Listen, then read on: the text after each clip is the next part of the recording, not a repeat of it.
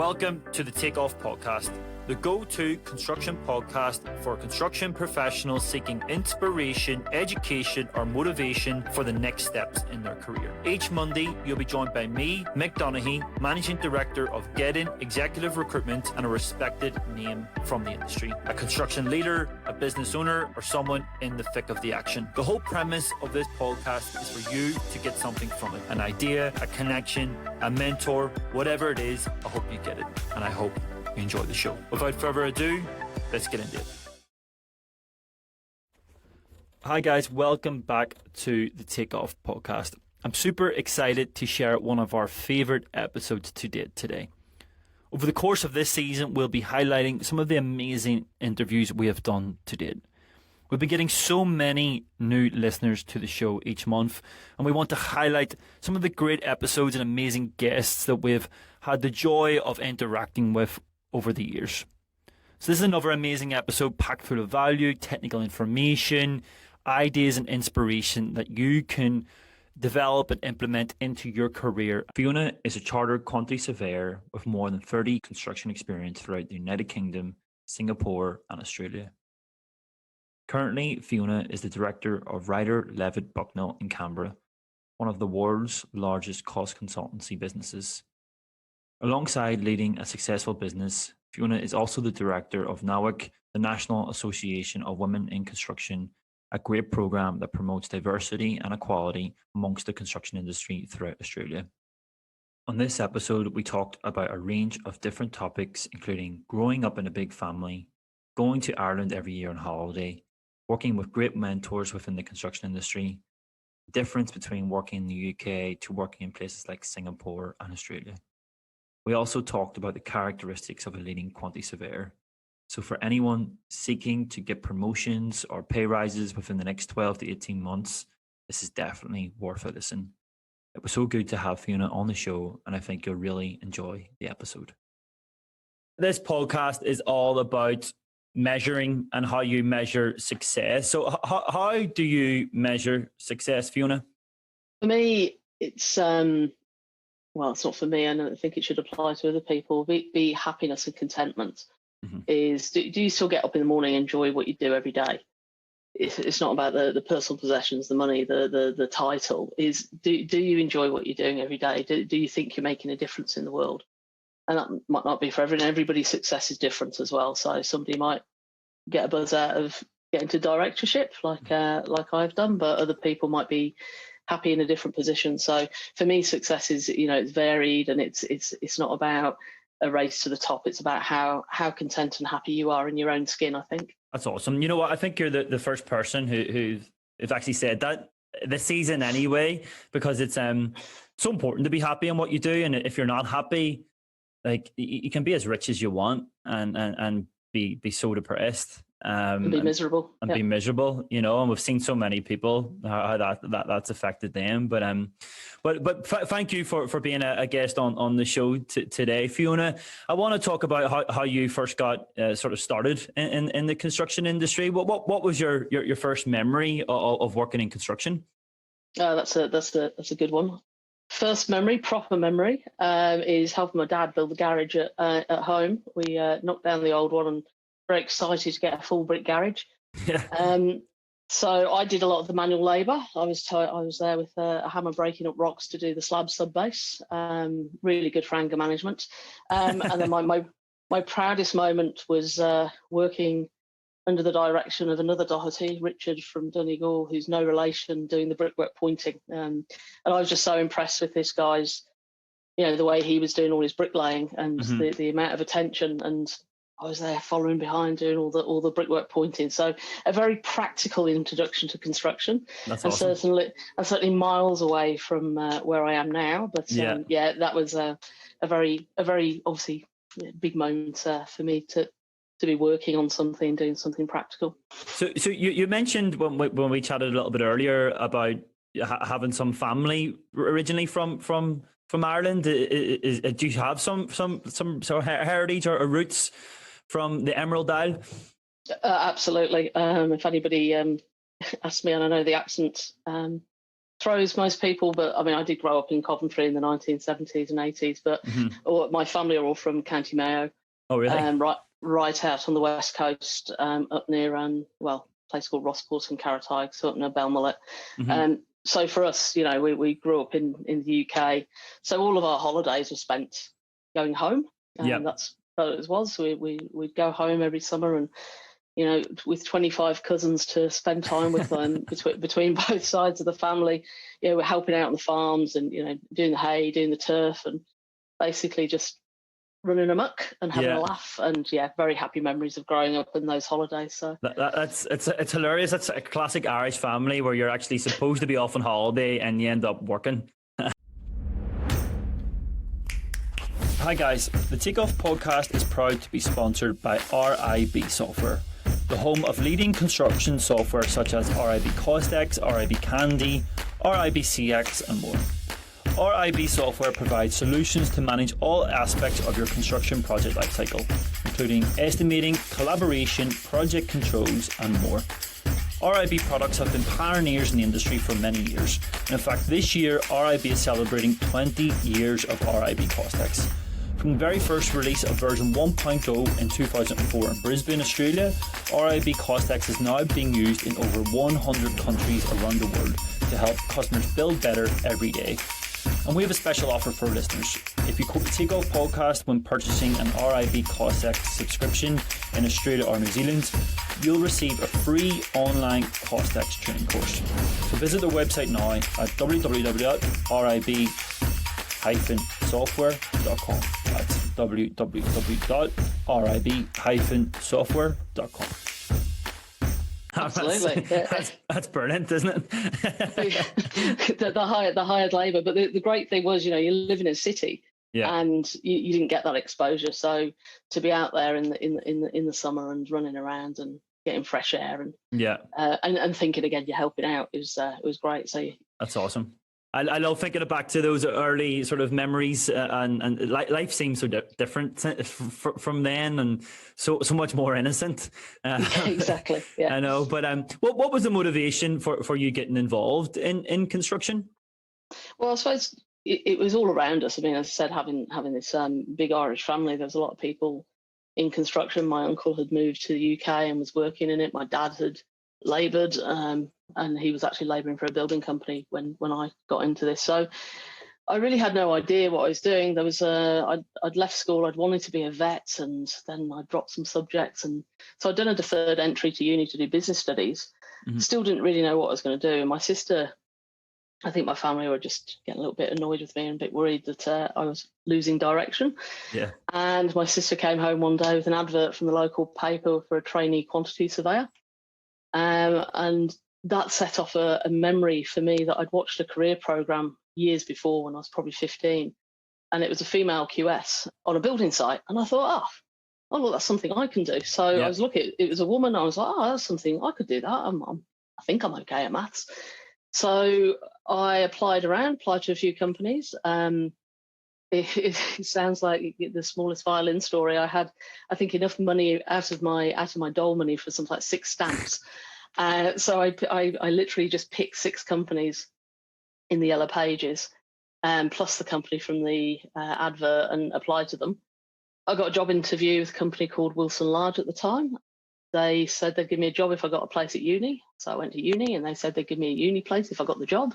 Yeah. And then the rest is history. That's awesome. It's so different from how things are done now, where it's like sending off a post into the abyss, or a letter off into the abyss, should I say, and actually getting something coming back from it. So that's awesome. So was it quantity surveying that you studied? Yes. So I've got an honours degree in quantity surveying.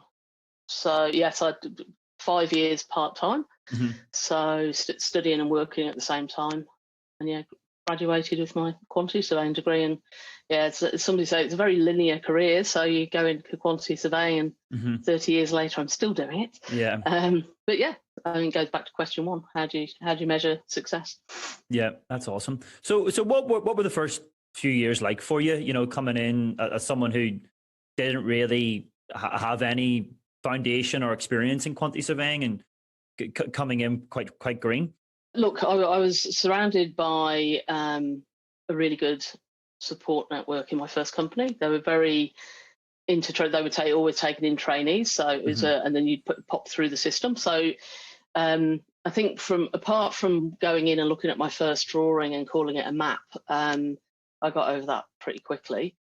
But then, there was one of my immediate seniors as a female as well, so which was pretty rare, and I worked very closely with her, and we just having that support. I mean, quantity surveying is at the core of it. It's not rocket science. There's measuring, there's pricing, there's research, there's problem solving. So as long as you've got those skills, obviously today is very different. It's not sitting down with a scale rule and some colouring pencils like we used to. But as long as you have those skills, and mainly that problem solving and a mathematical mind, you can learn. So it was great. It was great as well doing the degree part time, because you'd be at uni, you'd be learning new stuff, then you could go back to the office and say, hey, I've got this assignment, and what's your thoughts, and what do you think on this? And so for me, it was about having a great support network and just learning on the job. That was the best thing, was picking up new skills as you're going along, and also being dropped in at the deep end on a couple of jobs as well. So and I guess were you thankful for being dropped in at the deep end? I think that's in some ways how you potentially learn best in many ways. I know it's awful at the time, but were you thankful looking back at that now? Yes and no. I'll just say, I remember my first major job it's fairly small. It was a hospital job at Coventry and Warwickshire Hospital, ward refurbishment, and it was like, right, you have to handle this post contract. And I'm like, well, what does that even mean? So off I went, and obviously supported and told this is what you need to do. With that particular job, I think it took me 5 years to settle the final account, because I was avoiding conflict with the contractor, because he'd been a bit of a bully with me, and I just kept going back to it, going, I'll do that later. I'll do that later. So I suppose, in hindsight, it was great, because it kind of toughened you up a little bit, and made you realise that you have to hold your ground. And I suppose the biggest lesson for that is, if you don't know something, don't make things up. Go back to the people that know things, and ask some questions so that you have an answer. So in hindsight, of course, everything's great in hindsight. Of course, it's the best thing that ever happened to me at the time. I'm going to go home and cry now. as my old man always says, hindsight is an exact science. So it's exactly. It's one of those things. So obviously you worked in the UK, and you've had an international career. Fiona, what was the motivation for moving overseas and trying something different? Well, a lot of things that I've done, I've just gone, I'll give that a crack. So I was working in the UK, and I left my first company and moved to Devon, which sounds idyllic, which it was, but for a young surveyor, I got a job at Throwback Borough Council. I was there for about a year. While I loved the work, I didn't think I was being tested enough. It wasn't.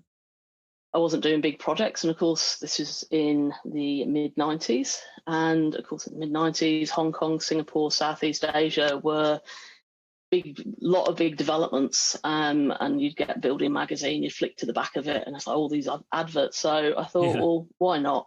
Didn't have any commitments really in the UK apart from family. So I thought, I'll just give this a go for a couple of years and just do something different. And that led me to Singapore for 2 years in 1996. What was that like? Tell me what was it like working in Singapore, going from, idyllic Devon to the hustle and bustle of Singapore? What was that like? Hot.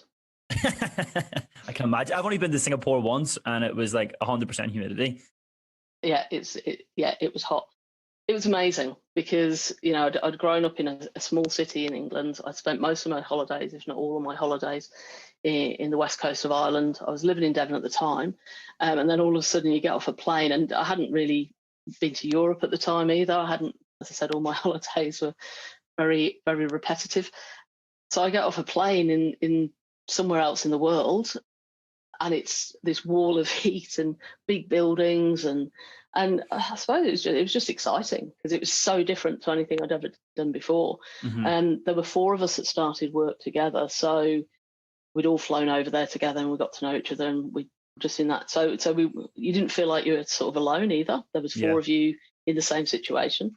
But yeah, exciting, and yeah, whole new adventures. I have to say, I've probably met some of the closest friends I have in the world within those 2 years. Yeah, because we're all around that mid-20s and living our best lives at the time.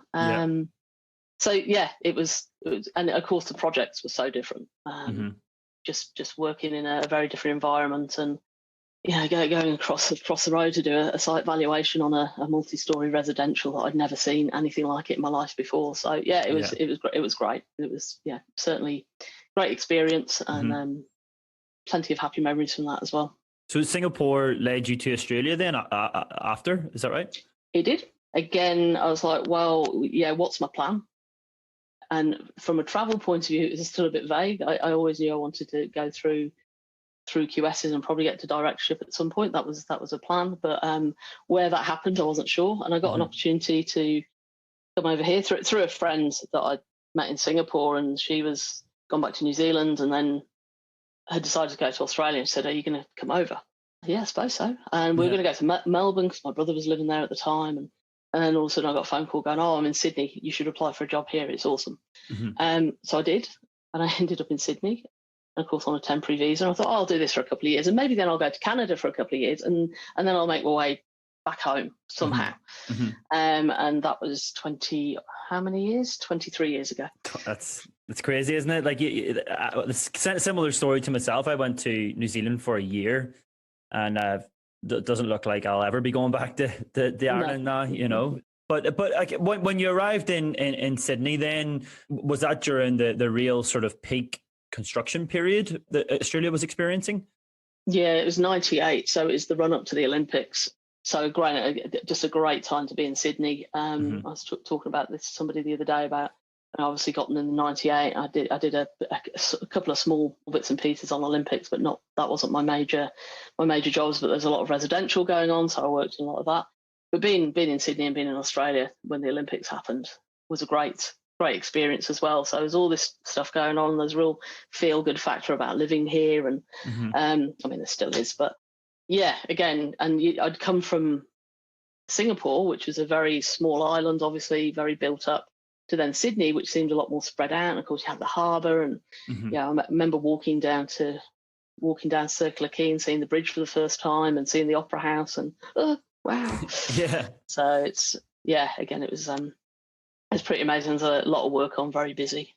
So how did you go from working as a quantity surveyor to getting into those more senior level roles like associate director and director? What were the sort of key moves that you had to make to get to those positions? That's a really good question, actually. Again, I think it's because I always had in the back of my mind, I'm going to get there. And I never doubted that I was going to get there. And my mother always said, you'll get everywhere by hard work. So that's what I did. And it's not about, just sticking there doing longer hours and, then you'll get promoted. It's about doing good work and making sure that clients are happy with what you're doing, and making sure that your work's right as well, so that people trust what you're doing, and giving people the peace of mind that the advice that you're giving them is the right advice, that they can trust that. So I think sticking to that, and obviously then listening to your seniors as well, listening to people who are already there, because they obviously know what they're doing because they're there, is listening to people along the way, taking that advice, and working hard and having that plan. So, and not doubting yourself. I mean, there's plenty of periods in my life I've had self-doubt, and it's probably held me back a year or two, whatever. But if you say, look, I can do this, and I will do this, and I want to do this. I mean, as I said at the very beginning, it's not for everybody, and not everybody wants to get to a certain position and run a company and be in that position. But for me, I sort of went, I think it is, and just keep at it and keep learning, keep listening, be nice to people. Yeah, no, I absolutely 100% agree. And I always think that there's someone that you can learn something from everyone, no matter who it is within the business. If you keep your ears open wide enough, you'll always learn. And so obviously you're now the director of RLB in Canberra.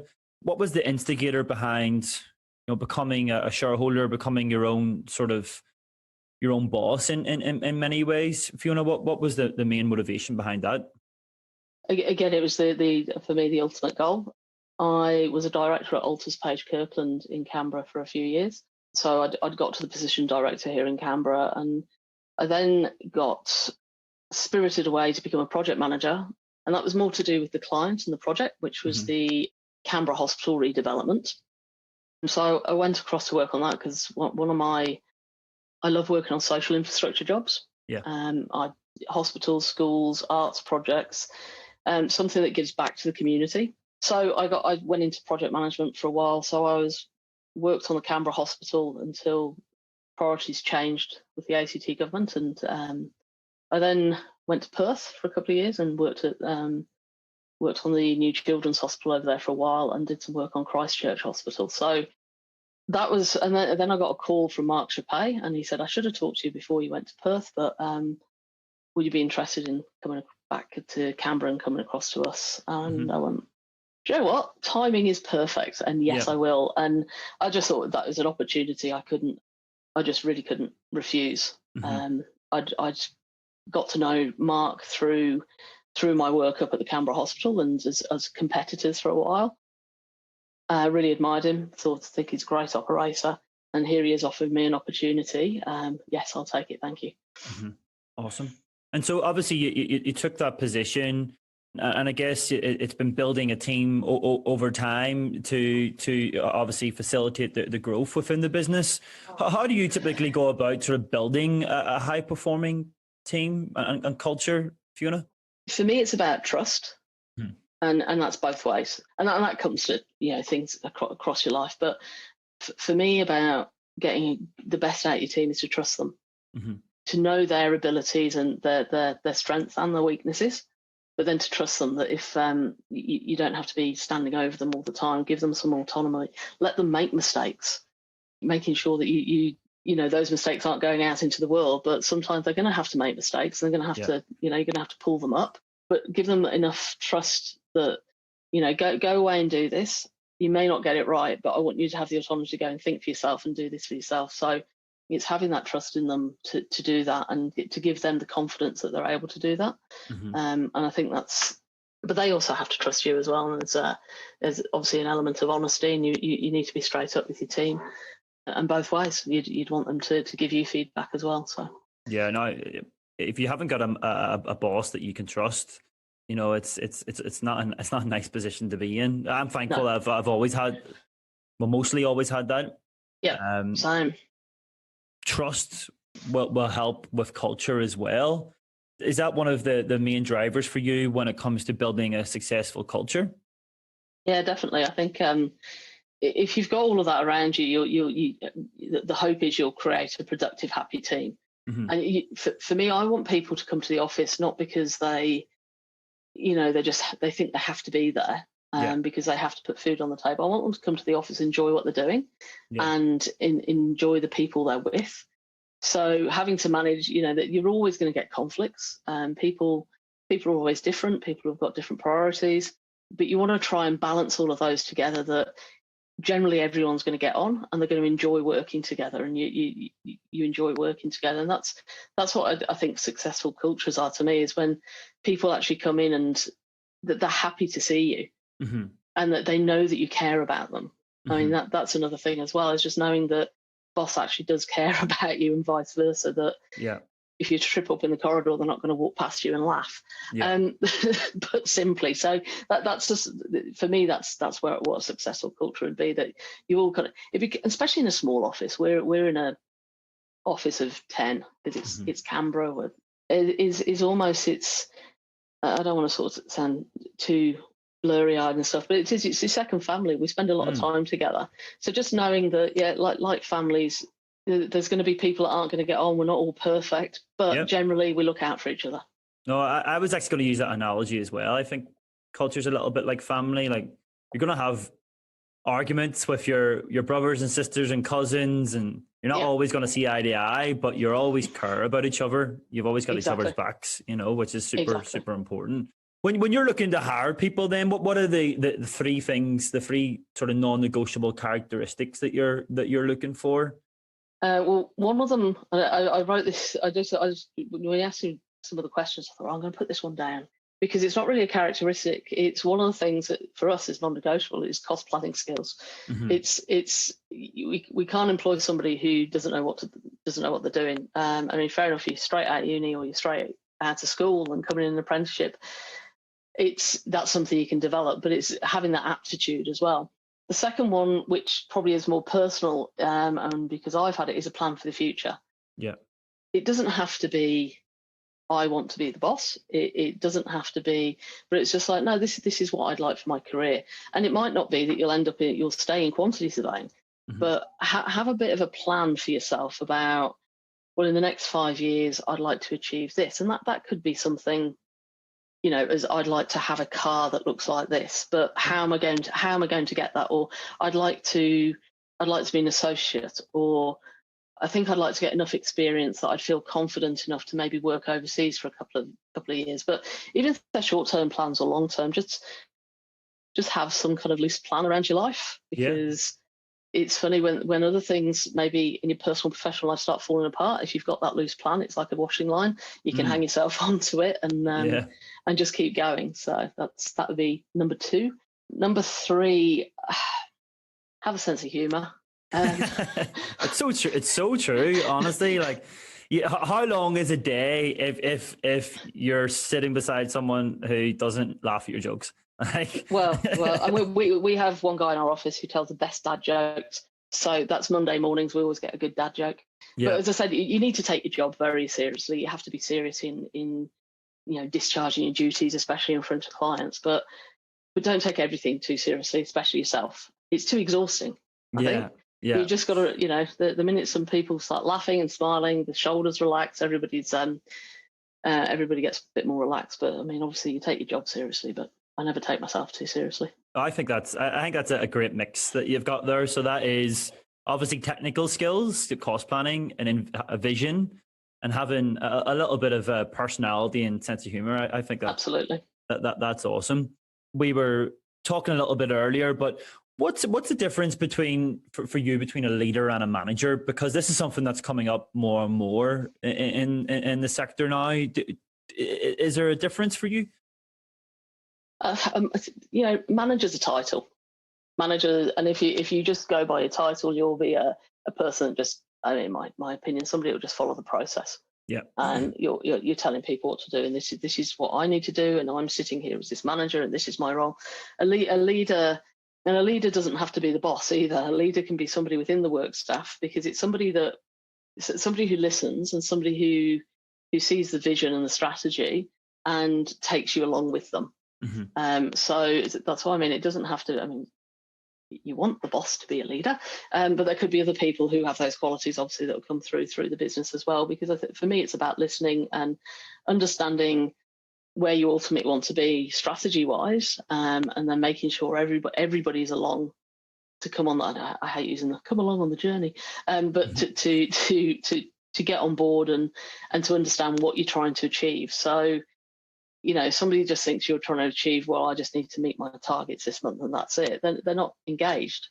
You need somebody to get engaged to say, the reason we do this is to make a difference, is to give people good advice. I mean, obviously it's about making a profit as well, but if you make a good profit, everybody benefits. And getting people to understand that as well, that in business, yes, you have to make money, because that pays salaries and puts food on the table. But if everybody does well, everybody benefits. Oh, absolutely. And I think it's not easy, and it's not easy to be a leader, and it takes courage, I think.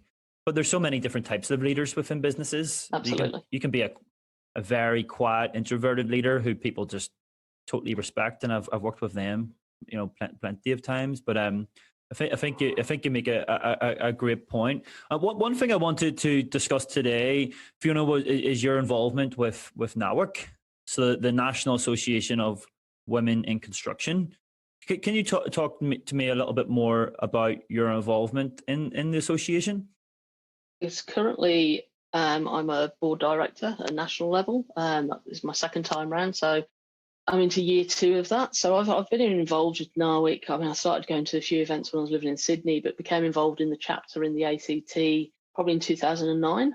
So that for me has been, again, a huge support network. Yeah, I mean, it's just quite an amazing group of people that I've been involved with over the years to try and make a difference. I mean, there's obviously a lot of work to do.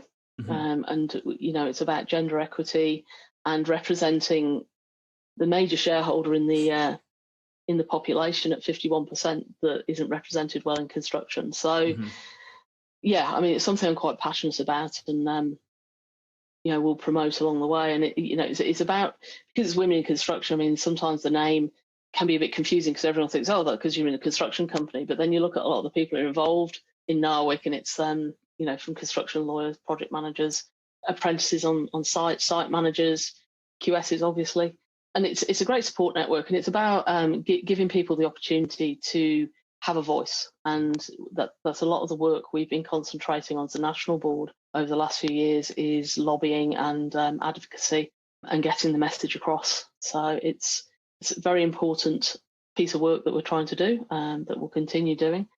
But yeah, so it's a great organisation to be involved with. On a state by state level, it's a lot about networking and recognition as well through our awards program. But on a national level, it's a lot more about lobbying government. So it's that outward focus, trying to get the voice heard about the work we need to do. Obviously, you started within the industry a while ago, should we say? Well, we'll not put a figure on when you started, but what was it like, being a female in the industry in construction over the last 20 to 30 years? Well, look, I mean, it's interesting because when I started, as I said, I had one of the associates at the company I was with, Debbie Suffolk. She was there as an associate already, so she was a fairly senior person within that company, and there was a couple of other women. So I joined this business, and I knew that construction was all about the men, but I joined this business and it wasn't. There was obviously the director, not obviously, but the directors were male, but there was already females coming through and in the senior position. So I didn't really think about it too much. It was obvious because then we went to uni, and there's probably 10% of our course. So there's, I think, 70 or 80 of us on our course, and so only 10% of that were female. So it was obvious, but the women on the course, we hung out together. There was 4 of us are still very good friends. But I just got on with it, and it isn't about saying I didn't recognise that there were issues. And I think it was more living in Australia that I suppose I broadened my own focus. I suppose I was very concentrated on what I was doing. I broadened the focus to see what was going on around me, and I said, "Oh shit, there's still quite a lot of work to do in this space." So initially for me, NAWIC was about, for myself, to be able to network and to be able to network with other women who have gone through the same experiences and talk, and of course then you're just seeing there's still so much to do that then I said, right, now I need to get more involved. So yes, I've seen changes, but if you think about the percentage of females in, say, quantity surveying or in the professional technical services within the industry, it hasn't actually changed over 30 years. It hasn't improved. It hasn't improved greatly. No. Really? And it's still a low. It's about 14% in quantity surveying. So that hasn't significantly changed. Considering it's not, it's a job that anybody can do. And it's the same with working in construction. It's not constrained by gender. Yeah. So as I said, I've seen a lot of change. I've seen over the last few years, I'm involved with the Property Council as well, and we've seen the male champions have changed through the Property Council. A lot of work, there's a lot of D&I committees within. So it's pushing, and we're still doing a lot of work, but there's still a long way to go. It's about getting into schools and making people understand, and parents understand that construction's not a dirty job on a site. Because there is a mindset that, well, we want the boys to do that. We don't want our little girl. It's like, this is a great career. You get to be outside. You get to problem solve. You get to talk to people. You get to do maths. It's great. There's a long way to go. So obviously you mentioned getting into schools. What other things can we do? I always wonder what could I do? Like what could people like me who are involved in attracting people into the industry. What type of things can I do and the industry do to attract more females to construction? Is it about displaying people's stories like yourself, Fiona? What do you think we could do? I think that's exactly what you can do, and I think what you've done, Mick, is great, because not only for quantity surveying, because you're promoting what we all do, and you're talking to, you know, lots of us across the range. So for quantity surveyors, this is brilliant, but also displaying, as you say, you can't be what you can't see. Yeah. It's a very, very used quote that I should attribute to somebody. I never can remember the original. But you can't be inspired into a career without knowing that there's other people who've gone through that already. Mm-hmm. So I think this kind of forum is great. You can having, we're very fortunate today with fortunate or unfortunate, whichever way you look at it, with social media. Yeah. And getting on LinkedIn, sharing those stories, sharing experiences, and supporting each other. I mean, that's what I love about NAWIC, is that we can support each other through the industry, and then have these brainstorming ideas about how are we going to get into, almost like junior schools, and then to talk to parents about future careers. So yeah, promoting and making people who have done this already visible is a huge thing that people can do. Yeah, just collecting my thoughts a little bit on that. So, in terms of NAWIC, how many members would be male? Would you have any knowledge around that? I don't have the stats to hand. I can go and start clicking or make a phone call. That's the interesting thing about NAWIC now as well, and especially, I mean, I can talk mainly about the ACT, because that's been my chapter for a number of years. Is we now have we've seen males come through on the committee as well, because people who are passionate about a cause, it doesn't matter what gender you are. So yeah, I wouldn't be able to give a number, but yeah, that's something I've seen over the years is the number of men getting involved as well, because they've realised that it's great. We run some of the best awards nights evening. I mean, Sydney's huge. They're great awards nights evening. So they're great networking opportunities. Yeah. So they're great business outings. So why wouldn't you be a member? And so that's just one part of what we do. So from a networking point of view, yeah, why wouldn't you be a member? From an advocacy point of view, I think a lot of people realise that, yeah, this isn't good enough, and we'll get on board. So I suppose that's one thing we have seen, is that, the different shaping of the membership and who's joining. When I obviously see the great stuff that NAWIC do on online and with the social media and showing the opportunities. And one thing this year is I'll definitely join up and become a member, because I don't think that needs to be seen as exclusively a female event, because I think the more that we collaborate, the more that it's going to become equal. And I have a feeling that there'll be a lot of men out there will think that that's an event that's purely for women, and I'm not allowed to come along. But I don't believe that's the case. Not at all. And that's I have seen that attitude. It's like, we call it secret women's business. We're not allowed to go to those. But it's in networking events. It kind of turns it on its head, doesn't it? When I started in the industry and started going to events, I might be 10% of the people there. So why should it matter if it's the other way around? It doesn't. So just come along. It's a networking event. The message is brilliant. The advocacy is brilliant. It's how we should be heading a society in the right direction. Absolutely. And around 30% of the listeners of this show are female, which I'm happy, because that's getting closer and closer to 50%. And I think it's more, the more that we do to show the success stories of females within construction, the better, because as you said, it's an incredible industry, and it's not just like, you don't have to go on site and wear a hard hat and be a site engineer or something like that. There's so many different options within construction that are fascinating. Oh, absolutely. Yeah. I mean, and that's what I love about my job is the range of experience you get, the different things, the problem solving, I love client interaction as well, and going into a meeting and saying, well, have you thought about this? And not just straight up, well, this is what it's going to cost, and I'm going to run away. And it's no, well, we've done this, we know it's over your budget. Let's work together to try and get something a bit more that you can afford, or whichever. So there's so many facets to even what we do within our job. Yes, it's good.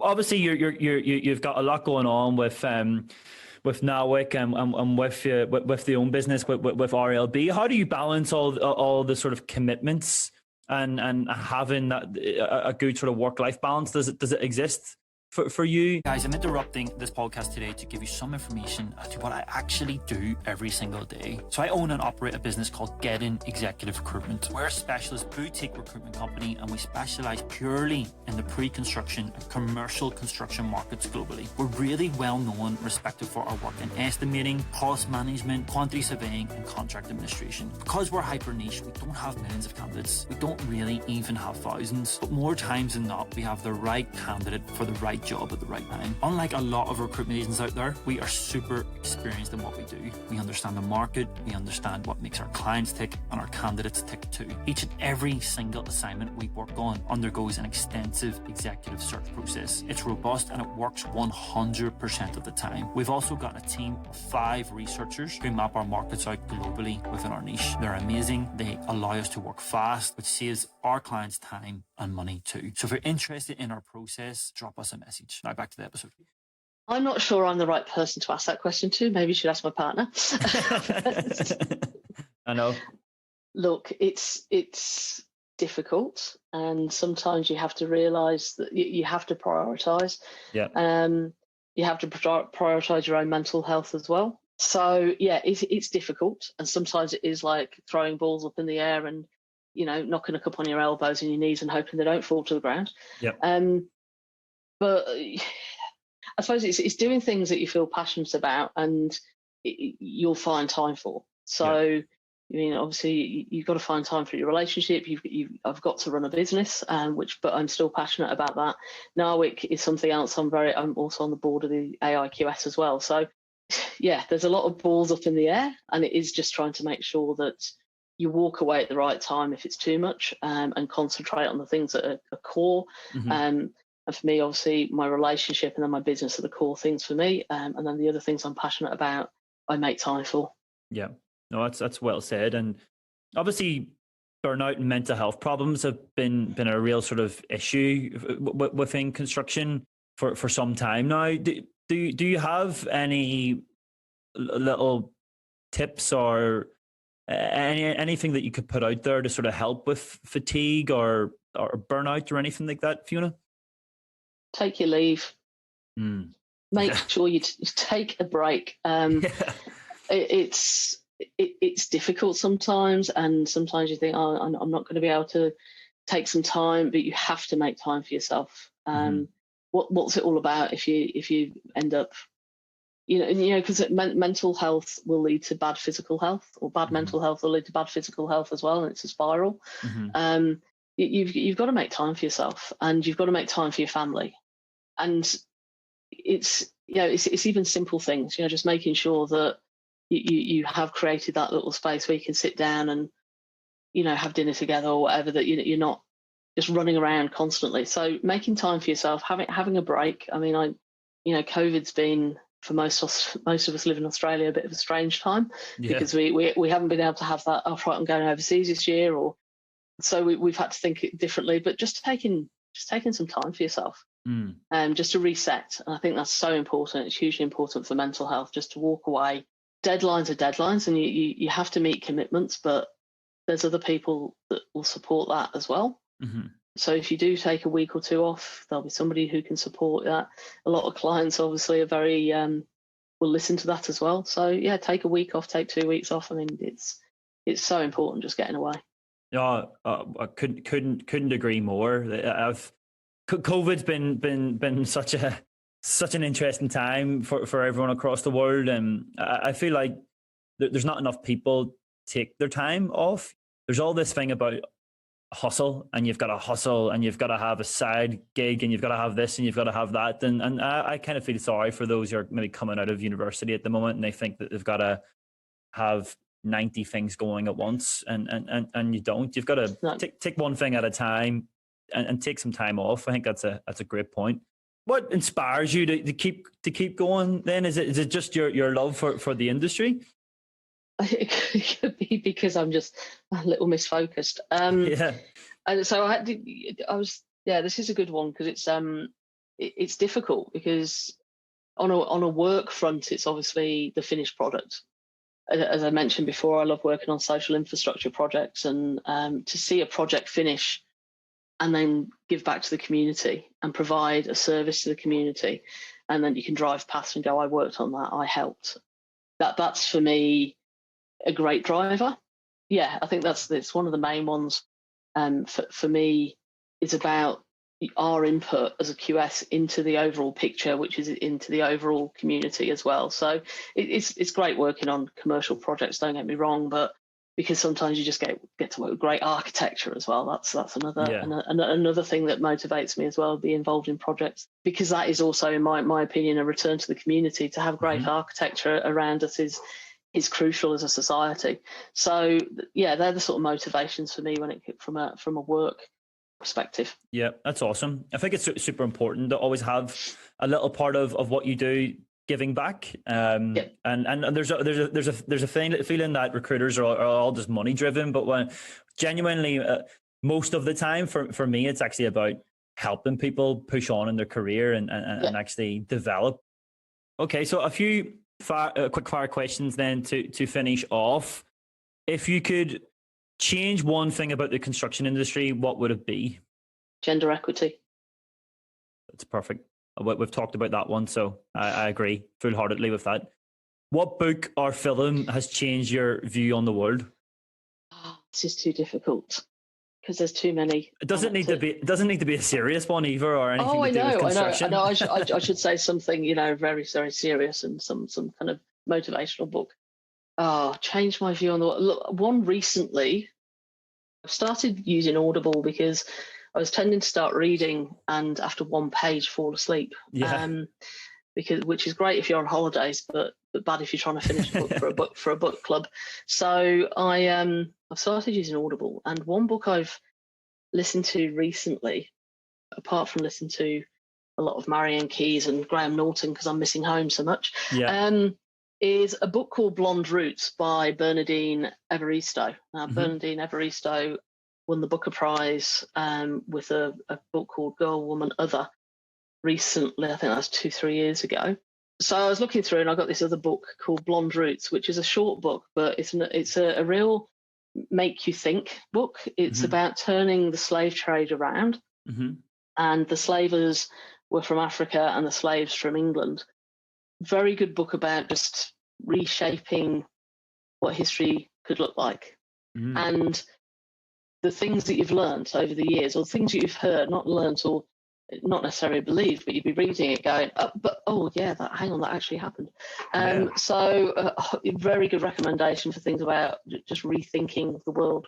Yeah, well, there's a famous quote out there, and I don't know who said it. It was something like, if you don't learn from history, you're deemed to repeat it. So absolutely. Yeah. And the author of that book, again, just for my own knowledge, Bernardine Evaristo. Great, I'll have to look out for that one. And one thing to finish off on a positive note, what are you looking forward to most within the construction industry? Gender equity. And I'll get cracking on that then. Awesome. Well, that's great. It's been awesome having you part of the show, Fiona.